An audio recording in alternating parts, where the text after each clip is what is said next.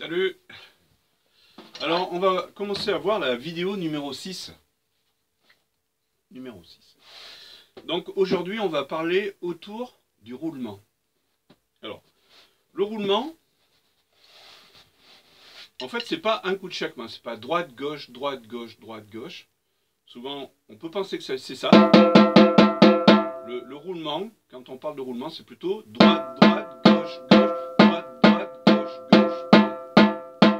Hein, c'est deux coups de chaque main. Voilà. Quand vous êtes droitier, vous allez partir de la main droite. Donc, quand vous aurez un rond, ça sera, ou un carré, ça sera la main droite.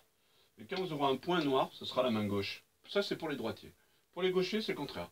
Le rond, c'est la main gauche. Et le petit point noir, c'est la main droite. Exactement. Donc, par exemple, ce qui est important de comprendre, c'est comment, qu'est-ce que ça veut dire quand c'est barré une fois, deux fois, trois fois une note. Une noire, normalement, c'est ça, une noire.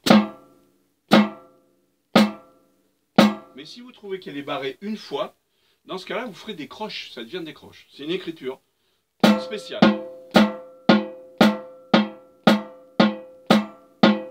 Voilà, des croches, simplement. Droite, gauche, droite, gauche.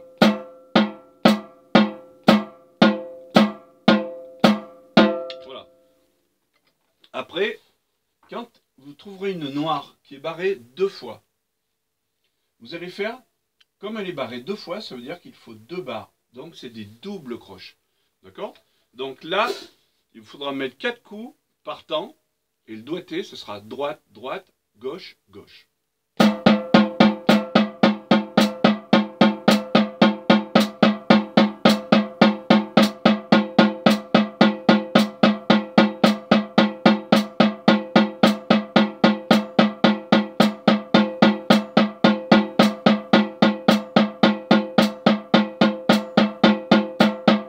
Etc.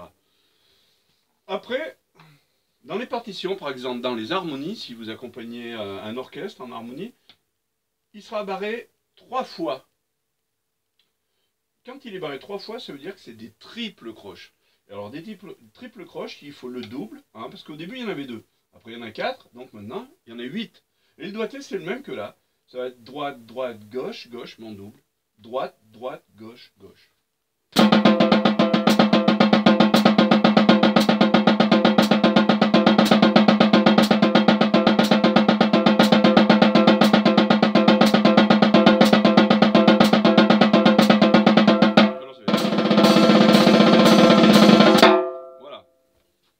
Donc, barré une fois, c'est des croches. Quand c'est barré deux fois, double croche. Si c'est barré trois fois, triple croche.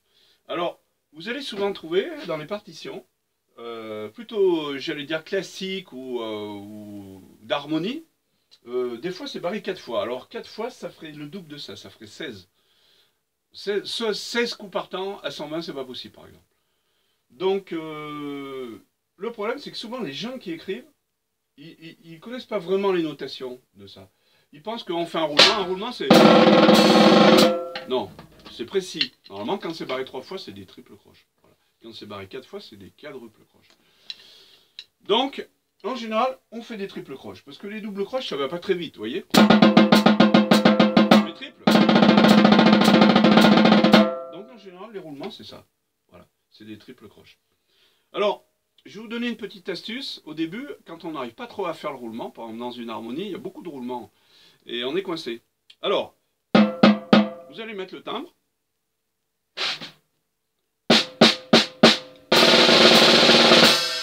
Mais le son, il est quand même précis là.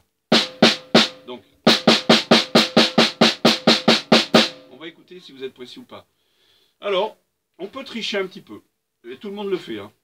On va détendre le timbre. C'est-à-dire que vous avez une molette pour le mettre, vous voyez, je l'enlève, et maintenant il y a une petite vis qu'on peut dévisser ou pas sur le côté.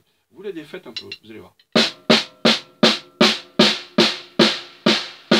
Vous avez vu la différence? Je le refais. Je le tends. Le son il est sec. Je détends.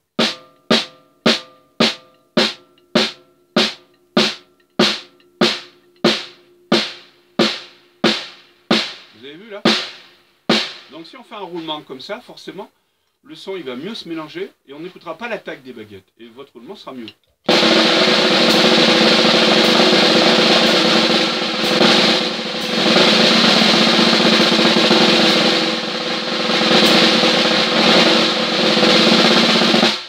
Voilà, parce que, vous voyez,